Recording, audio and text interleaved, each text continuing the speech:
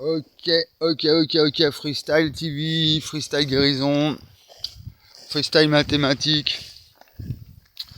Parce que je suis pas médecin. Je suis même pas scientifique en vrai. Je suis même pas un vrai philosophe parce que j'ai aucun diplôme. Et comme c'est le diplôme qui fait la loi, voire même l'expérience, j'ai même pas écrit un livre. Donc c'est un petit peu difficile dans ces conditions. En plus, je suis précaire. Je suis persécuté, on me fait des menaces d'expulsion tout le temps. Bon, l'État, il m'a volé plusieurs fois tout.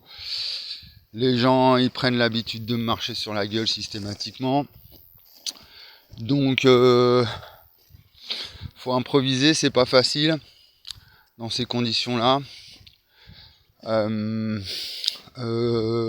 je vous parle de refonder les maths, unifier les sciences, la médecine, le droit, tout le bordel, il faut voir le décalage qui existe en fait entre mon discours, ce que je dis, ma vie personnelle et puis et la réalité du monde dans lequel on vit. Parce que si en fait, en dernière instance, ma grille d'analyse, enfin mon discours critique, ça serait de dire que si tout va mal, enfin si la société, enfin plutôt le système, on va dire, parce que les sociétés, il y en a plein de formes différentes. On va dire la société moderne, postmoderne, la civilisation postmoderne, si elle est en crise, c'est une crise d'identité, le réchauffement climatique, le problème, la crise démographique, savoir si on est trop nombreux sur Terre ou pas. Cette espèce de technofascisme. C'est-à-dire pour que certains puissent bénéficier d'un téléphone portable, un ordinateur et tout, d'autres populations elles sont en train de crever la dalle. Si ce monde-là en fait il a il a pas de sens en fait, il a un peu ni queue ni tête, c'est-à-dire qu'il manque d'humanité cruellement. Puis que du coup on a assisté à la chute de l'ONU en fait. Avec cette arrivée des BRICS, et donc une division du monde en deux. Donc c'est un peu comme une personnalité humaine, quand on appelle ça, comment on appelle ça comme pathologie, un peu quand on est séparé de soi-même, quoi, en fait. Je me souviens plus du terme exact. Dissocié. Non, c'est pas encore ça. Ou alors on a plusieurs personnalités, on est fragmenté, ça c'est vraiment les cas vraiment les pires dans la psychopathologie, quoi.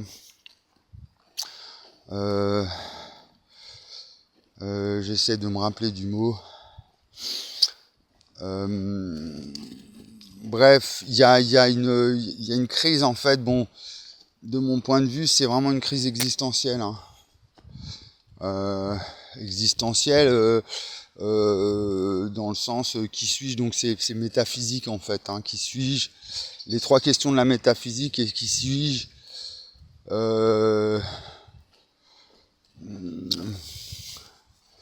où vais-je, le futur, d'où viens-je, bon c'est le passé, mais les grandes questions de la métaphysique c'est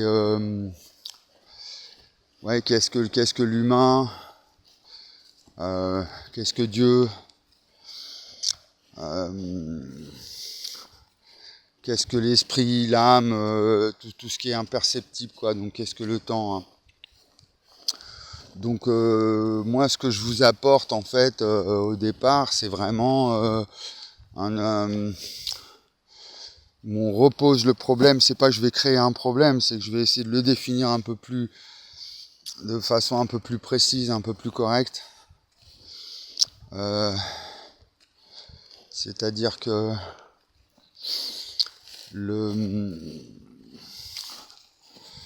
vraiment au niveau spirituel, quoi.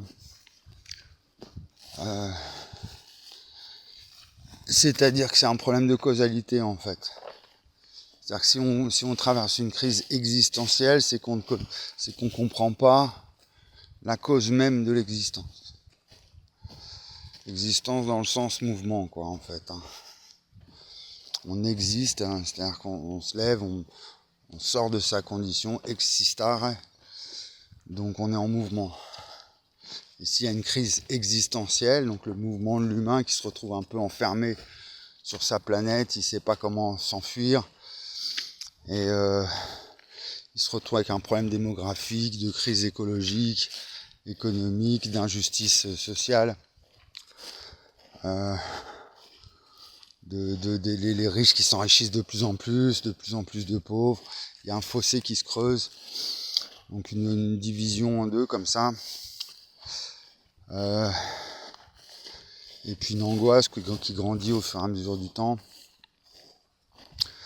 Qui suis-je, où vais-je, d'où viens-je, que m'est-il permis d'espérer, c'est les questions de Kant.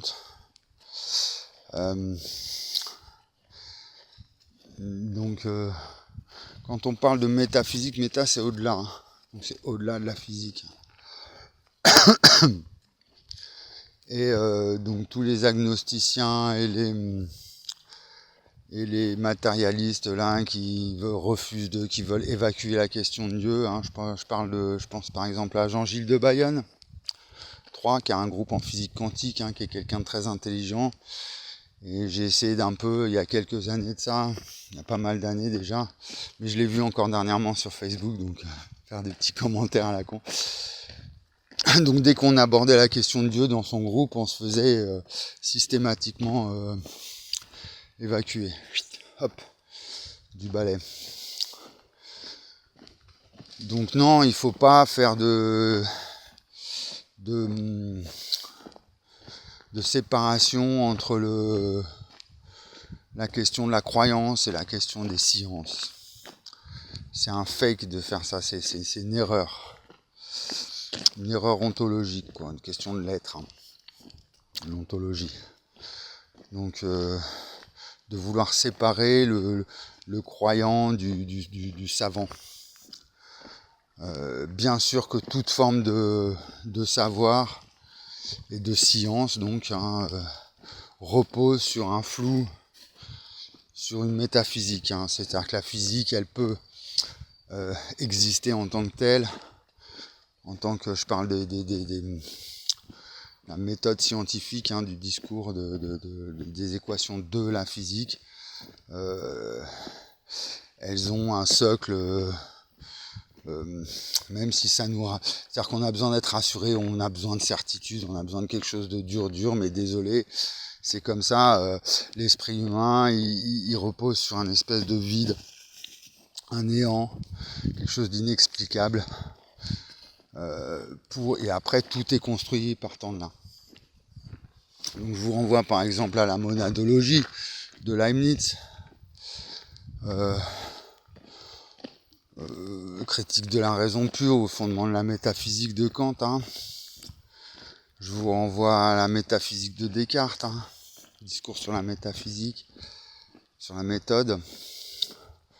Où Descartes il a élaboré une méthode effectivement pour être vraiment sûr, il faut que ce soit clair à l'esprit et que vraiment de façon linéaire chaque cause entraîne les mêmes effets.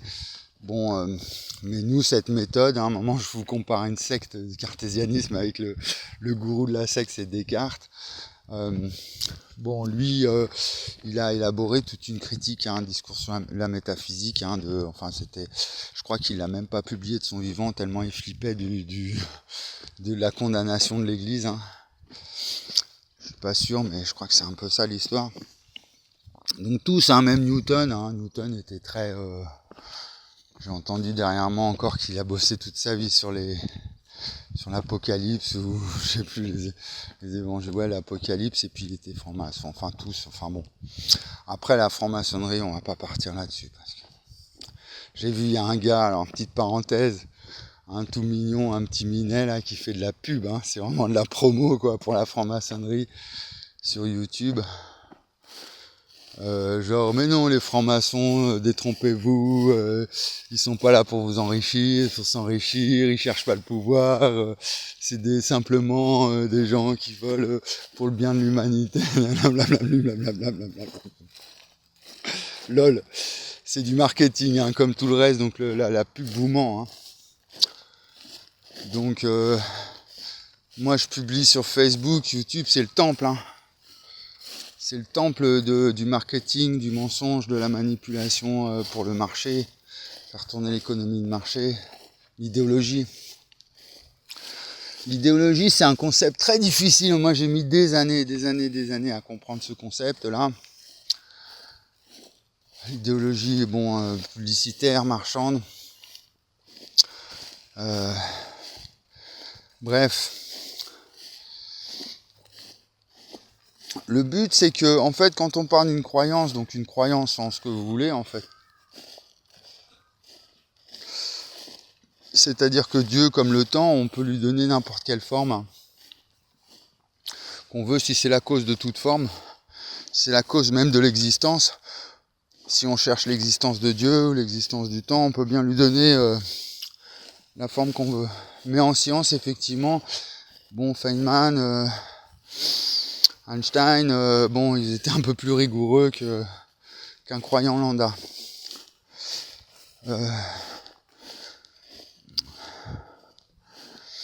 Mais il n'empêche que, même Einstein était croyant. Hein. Feynman, on ne sait pas trop, mais il tapait sur des tam-tams, donc on va dire il était tribaliste. Donc une nouvelle métaphysique, moi je vous propose, ça part de là.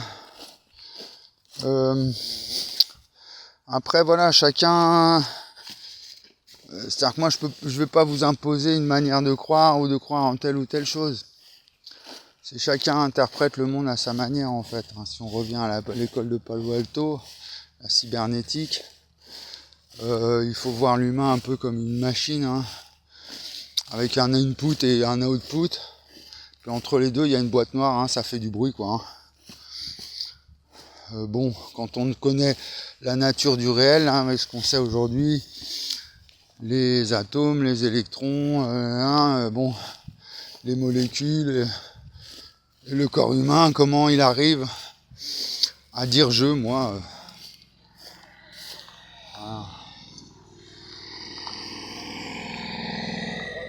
Comment il arrive, il y a une moto qui passe. Donc c'est tout simple, hein, voilà, hein, à comprendre. Hein. Comment quelqu'un, que ce soit un croyant ou un incroyant, il peut se permettre d'hurler, de monter sur la scène ou de s'énerver sur son clavier en disant non, Dieu n'existe Dieu, c'est de la connerie. Ou l'autre à l'inverse, non, Dieu, il faut obéir à l'ordre divin. Les lois de la nature, etc., etc. Non, mais on est des tas de molécules, hein. Voilà, des tas d'atomes, du code génétique. Voilà ce qu'on est en réalité. Hein. Et puis en plus, il y a des bactéries étrangères en plus, hein, qui sont même étrangères à nous-mêmes, qui sont en majorité. Il y en a plus que les cellules, j'ai appris. Donc en macrobiotique,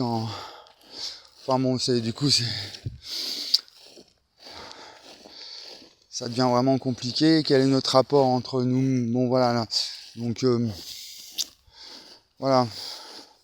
Donc moi, ce que j'apporte, en fait, cette notion de spatio-temporalité au fondement du tout, même de la spiritualité, du coup.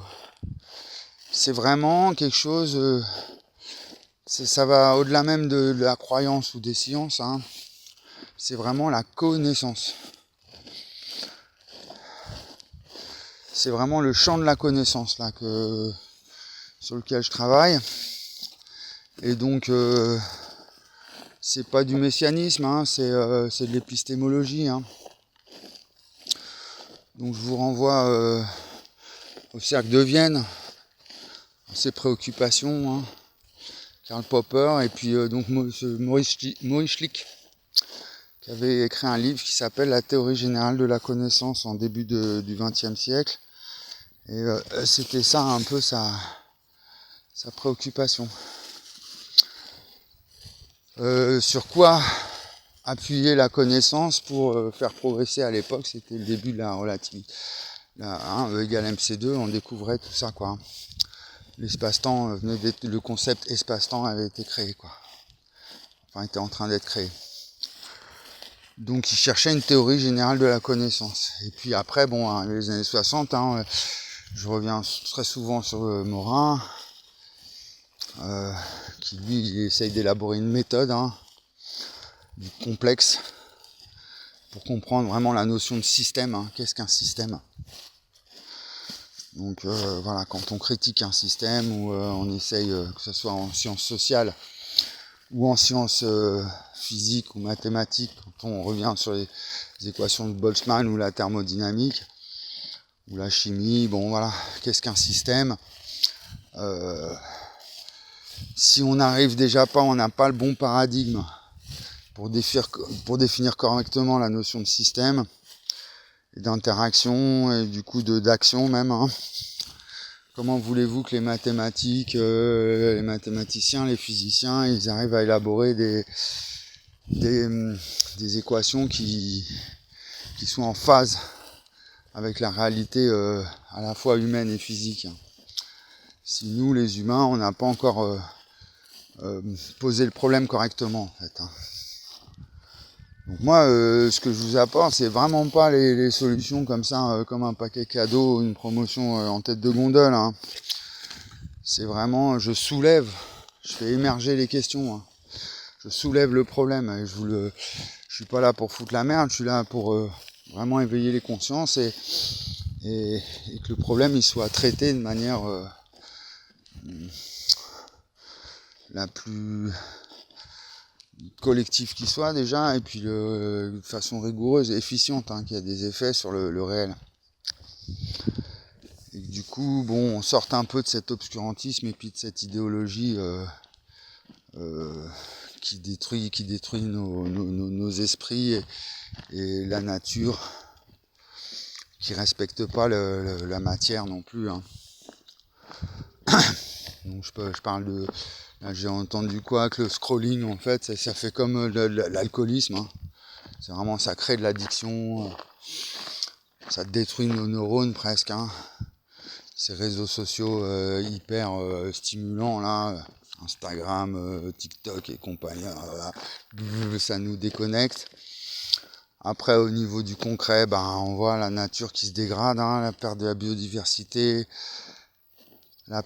l'extinction des espèces, le problème du réchauffement, la pollution, l'hyperurbanisation, la déshumanisation. Enfin, c'est pas les problèmes qui manquent à l'aube du 21e siècle. Enfin là, c'est plus vraiment l'aube, le soleil il se lève maintenant, on est en 2025. C'est pour ça qu'il faudra attaquer le problème de façon un peu plus percutante, là, de mon point de vue. Donc,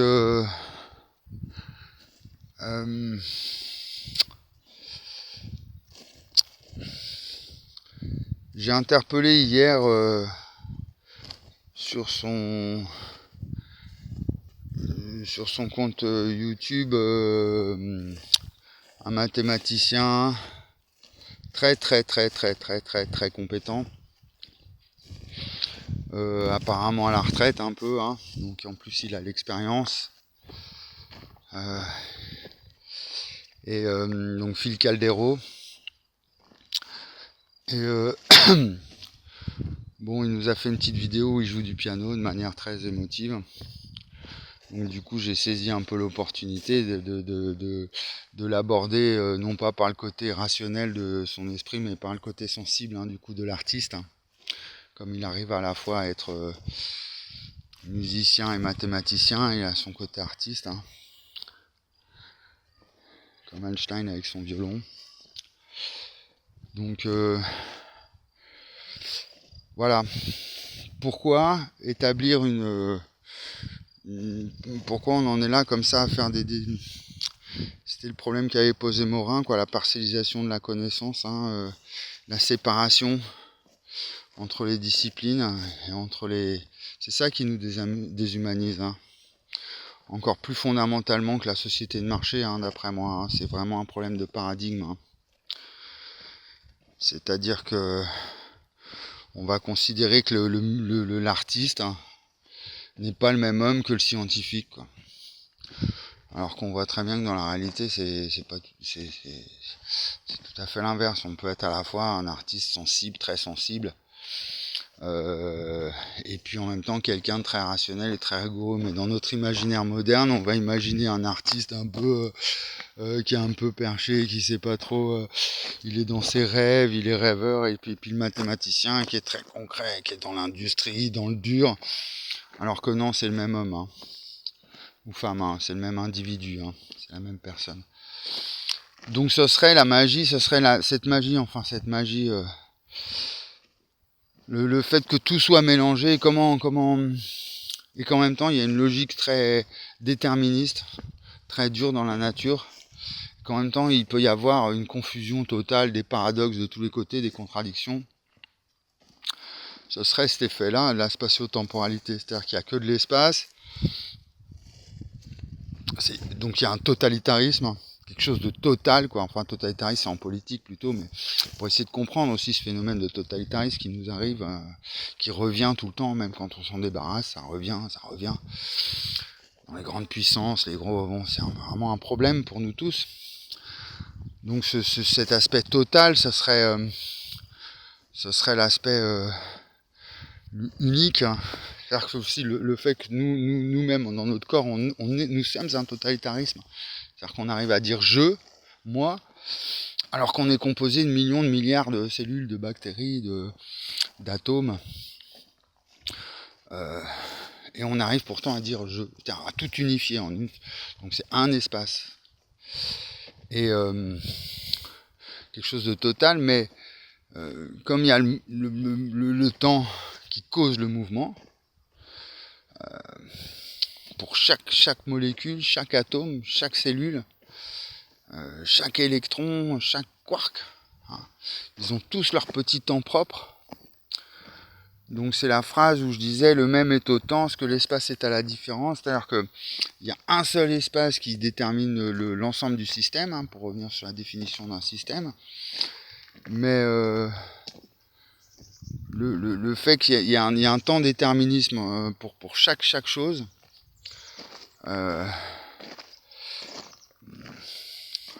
c'est un système, donc c'est un espace qui est en mouvement du coup, mais différencié, in situ à chaque zone.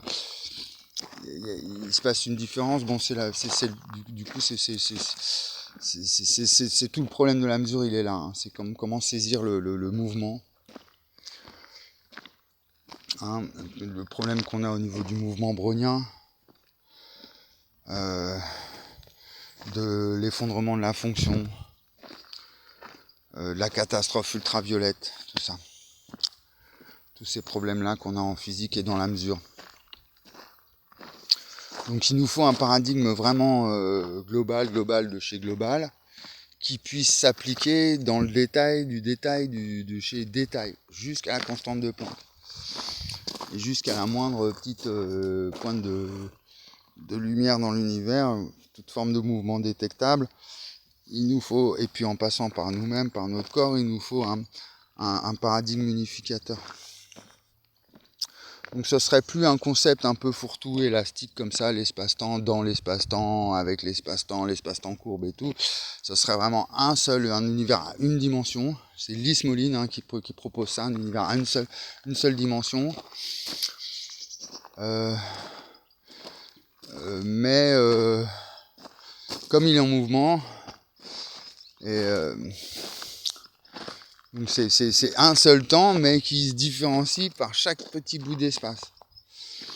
Donc, alors, est-ce que le concept unificateur, c'est le temps ou c'est l'espace? C'est là où c'est difficile un petit peu. On peut dire que on peut utiliser le temps comme concept unificateur, mais c'est lui qui cause toutes les différences. Donc, il serait unificateur en tant que causalité, mais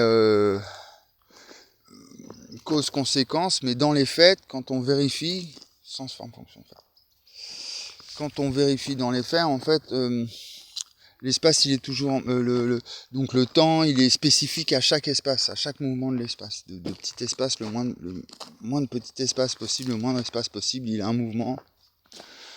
Donc le temps à ce moment-là, donc c'est le même est au temps, c'est-à-dire que c'est une seule force, la force vive de que proposait Leibniz, une seule force qui se manifeste dans un seul espace, parce que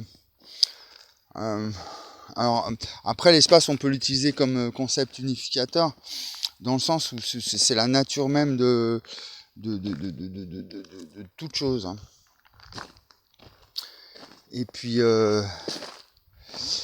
mais toute chose en mouvement du fait du temps. Donc ça nous fait deux concepts un peu unificateurs qui créent une dynamique comme ça en fait. C'est la cause du... C'est-à-dire qu'il y a toujours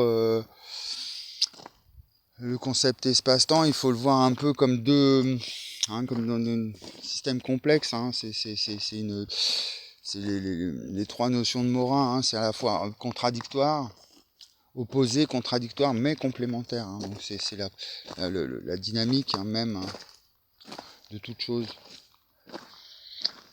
À cause de toute dynamique. Même au niveau de l'inertie. Chose qui apparemment ça bouge pas, puis en fait ça tourne quand même sur elle-même. Donc voilà, donc là en ce moment je vendange. Il faudra que je reprenne les travaux de mon casotte, mais de toute façon moi je peux pas travailler avec un seul panneau solaire. Donc j'essaye de voir si je pourrais occuper une maison un peu plus haut. Il y a tout un litige avec la mairie, avec le Enercop, l'électricité, parce que on m'a facturé 1200 € à payer alors que j'ai jamais habité dans cette maison. Donc il y a des squatteurs dedans, il va falloir négocier un peu tout ça pour essayer de voir si je peux, si cet hiver je peux reprendre le travail correctement. C'est-à-dire avec un vrai courant électrique où je peux travailler à 22h, 23h, minuit. Quand j'en ai besoin, quoi. Que ce soit pas dépendant du soleil. Sinon c'est pas la peine, sinon je vais pas y arriver, c'est sûr. J'ai installé ChatGPT sur mon téléphone hier soir aussi pour qu'il nous aide un peu. Qu'il m'aide moi à me remettre un peu dans le bain. Bon, il y a la fin de guérison qui arrive aussi, donc pour que vraiment là au niveau des institutions et puis des internautes, tous les gens qui m'ont un peu décrédibilisé, qui n'ont pas cru en moi, que ça se termine un petit peu cette calomnie là, cette diffamation, qu'on se rende vraiment compte que tout ce que je raconte c'est bien réel, c'est digne d'intérêt.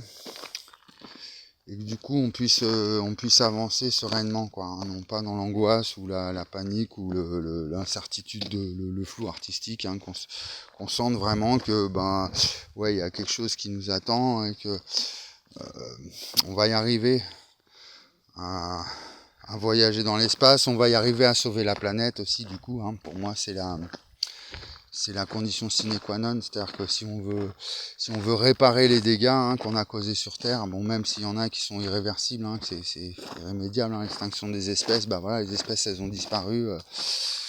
Vraiment, c'est à nous de faire un peu notre mea culpa, et puis de revoir un peu, du coup, les capitalistes, que ce soit les capitalistes ou alors les censeurs de l'État qui revoient un petit peu leur paradigme et qui se disent il va peut-être falloir être un petit peu plus responsable, plus civilisé du coup, c'est une nouvelle civilisation que je vous propose moi. Et donc c'est en réussissant à quitter la Terre qu'on pourra sauver la Terre du coup. Paradoxalement, parce que créer une dichotomie comme ça entre ceux qui veulent sauver la Terre et donc les anti-Elon Musk ou les anti-industrie, ça n'a pas de sens. Et puis à l'inverse, les industriels, les pro-science, qui veulent absolument éradiquer les humains ou leurs croyances, leur irrationalité, ceux-là aussi, il faut qu'ils oublient le truc. C'est une approche complexe, donc il faut que l'irrationnel est autant ce que l'espace est à la rationalité. C'est problème de ratio. Donc moi en fait avec Phil, ce qu'il faudrait c'est que, parce que je vais pas faire des vidéos pour travailler, il faudrait qu'on puisse travailler en privé un peu de notre côté, hein. Et puis avec d'autres mathématiciens, qu'on soit vraiment entre experts. Enfin, moi je me considère pas, mais que je trouve que j'avais. En fait, on a un problème de langage, hein, parce que moi je maîtrise pas assez le langage mathématique pour arriver à parler en même termes avec les mêmes. Si je veux parler de coefficients, de discriminants, de vecteurs ou de choses comme ça, j'ai pas assez, je maîtrise pas assez les notions. Et puis en même temps, eux, ils peuvent pas non plus saisir ma philosophie. Ils arrivent peut-être, ils peuvent pas la transformer directement en équation mathématique. Ils ont besoin de moi. Ils ont besoin de mon éclairage pour arriver vraiment à interpréter c'est ce que j'ai fini par comprendre, hein, même si je me dis qu'il y en a qui travaillent peut-être sur mes travaux dans leur coin, mais je pense que vous avez besoin de moi quand même. Donc il faut qu'on arrive à instaurer un dialogue enfin, hein, entre mon discours philosophique, mes découvertes, mes trouvailles là, arithmétiques, et puis les professionnels de la connaissance, quoi. Les professionnels des mathématiques. J'ai une boule dans le dos qui gratte. Donc ce qu'il faudrait, c'est qu'on puisse travailler, puis qu'on puisse se retrouver en dehors de Facebook et de YouTube, parce qu'il y a cette idéologie justement qui vient nous parasiter, hein, l'esprit, hein. Quand on regarde les vidéos de Phil Caldero, au milieu il y a des pubs, quoi, hein. Donc je pense qu'il le fait un petit peu pour financiariser sa chaîne ou quoi, mais bon, même c'est très désagréable. Puis c'est cet aspect idéologique qui vient un petit peu détruire un peu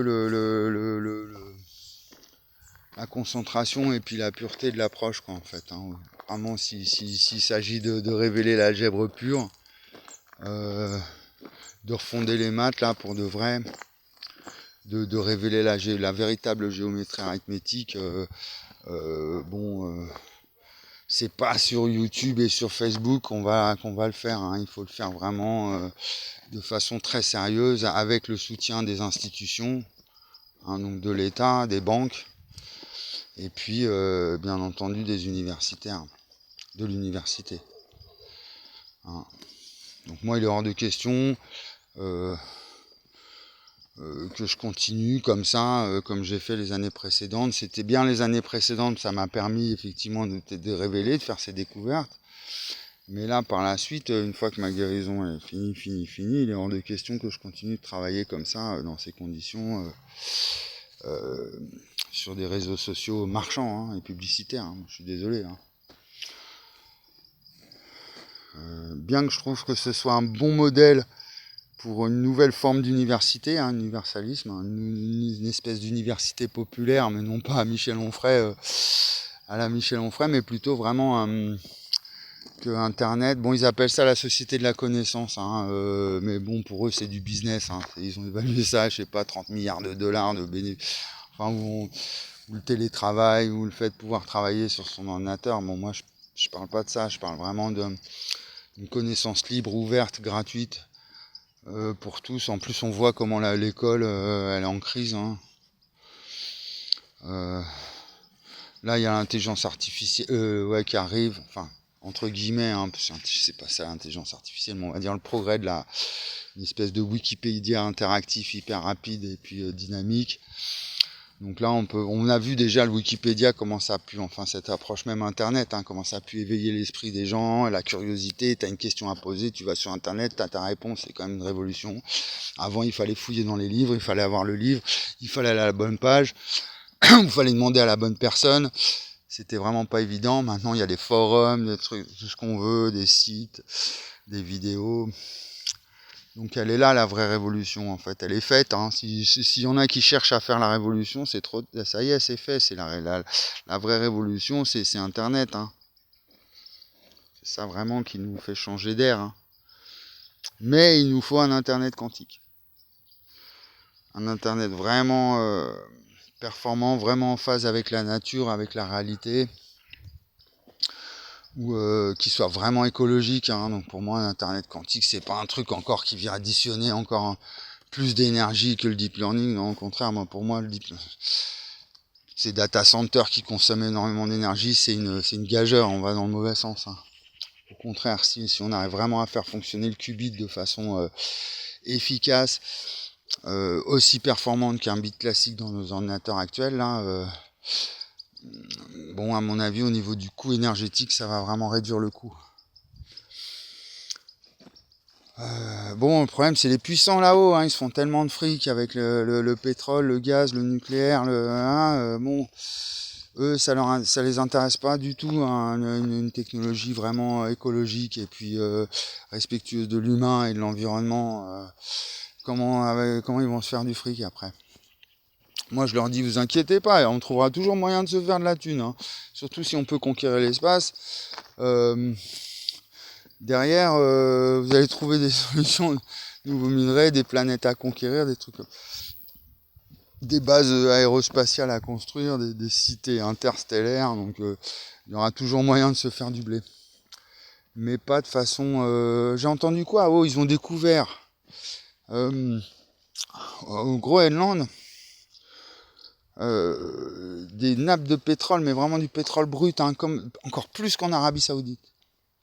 C'est-à-dire qu'il y aura encore plus de pétrole dans les sous-sols du Groenland qu'en Arabie Saoudite. Alors, si c'est la vérité, vous vous rendez pas compte, parce que déjà l'Arabie Saoudite, c'est des réserves, elles sont énormes. C'est les plus grosses réserves du monde, il y en a encore pour 50 ans, 70 ans de pétrole, facile. À ce rythme-là, le nombre de barils qu'on consomme actuellement. Donc là, la planète, elle explose. Donc, moi, je pense que c'est peut-être pour ça qu'ils se sont réunis, Poutine et Trump là-bas au Groenland. Je crois qu'ils ont fait un truc là-bas. Ils se sont rencontrés parce que symboliquement, c'est bon. S'il y a autant d'énergie encore qui nous reste pour encore 100 ans ou 200 ans de pétrole, encore 300 ans de gaz, stop, faut vite changer de modèle. Vite, parce que là, c'est clair que c'est pas du blabla le réchauffement. C'est parce qu'on est sur ce modèle-là de développement industriel basé sur le gaz, le pétrole et les énergies fossiles que tout part en vrille d'un point de vue écologique. Donc il faut vite. Enfin, il nous faut, on a 10-20 ans, mais même pour changer de mode de production énergétique. Et puis de toute façon, moi ce que je vous dis, c'est est-ce qu'on sait vraiment ce que c'est que l'énergie E égale MC2? Il y a un truc qui se cache derrière cette formule, un truc qu'on comprend pas, c'est la vraie spatio-temporalité justement. Et voilà, l'énergie c'est quoi? C'est la lumière, la gravité, les molécules, l'hélium, l'hydrogène, on n'arrive pas à la fusion nucléaire, on comprend pas, on n'y arrive pas. Bon, et moi ce que je dis simplement, c'est la naissance de l'univers, on l'a décrit comme avec le fond diffus, avec l'espace, temps, gravité, lumière. Donc il faut qu'on comprenne avant tout ce rapport, cette relation espace et temps, donc avec la complexité, un paradigme vraiment efficace. Et puis là, du coup, le problème de la gravité, de la lumière, de l'énergie, égale MC2, tout ça, là on va effectivement, on va vraiment comprendre la nature propre de toute chose, quoi. Enfin propre, la nature, la nature, comment, le pourquoi, enfin dépasser ça, quoi, en fait, ces problèmes au niveau de la physique fondamentale, et cosmologie aussi. Donc la matière noire, l'énergie du vide. Qu'est-ce qui se cache derrière ce flux de constant qu'il y a, le fond diffus, il y a des fluctuations quantiques, on appelle ça, les fluctuations du vide. Il faut qu'on y arrive. Et puis donc ça, ce ça se vérifie au niveau de la décohérence, au niveau de l'ordinateur quantique. Il y a de la fluctuation au niveau infinitésimal. Quand on arrive au niveau de la superposition, et puis là on perd de l'information, on perd systématiquement, et il nous manque un truc là. Donc voilà. Donc ouais, ça sert plus à rien que je m'énerve, parce que vous avez bien compris l'enjeu. L'enjeu, c'est vous tous, c'est pour l'intérêt de chacun. Et puis des futures générations, c'est la santé. C'est là, j'ai plus besoin d'argumenter, de trouver des raisons, des trucs. C'est derrière le problème de la calvitie, il y a donc même pour vous, mesdames, c'est même si vous n'avez pas de problème de calvitie, c'est quand vos cheveux ils vieillissent, ils deviennent gris, ils tombent comme ça sur eux-mêmes. Il y a la fonction qui régénère le corps humain derrière. Et derrière, toute une nouvelle civilisation qui nous attend. Voilà. Sur ce, on est le combien ? On est le 23, 24 août. Donc, on y est bientôt. Je vais essayer de contacter Phil en privé. Je sais pas comment il faudrait, par mail ou quoi. Et puis après, qu'on puisse... un peu comme IBM, un peu comme il faut Minef, qui se quitte IBM, il faut de l'open source, il faut qu'on puisse tous y participer, ou que ce soit complètement transparent. On n'est pas des francs-macs, il n'y a pas de société secrète et de mystère et de blablabla. C'est du cash, voilà. Il faut y aller en mode transparent, c'est un nouvel universalisme. Donc ça concerne tout, absolument tout. La matière, la vie, la nature, les animaux, les planètes, tout. Même les extraterrestres, ils sont concernés par l'espace-temps. On imagine s'il est au fondement du tout. Donc on n'oublie personne, ni rien, ni personne.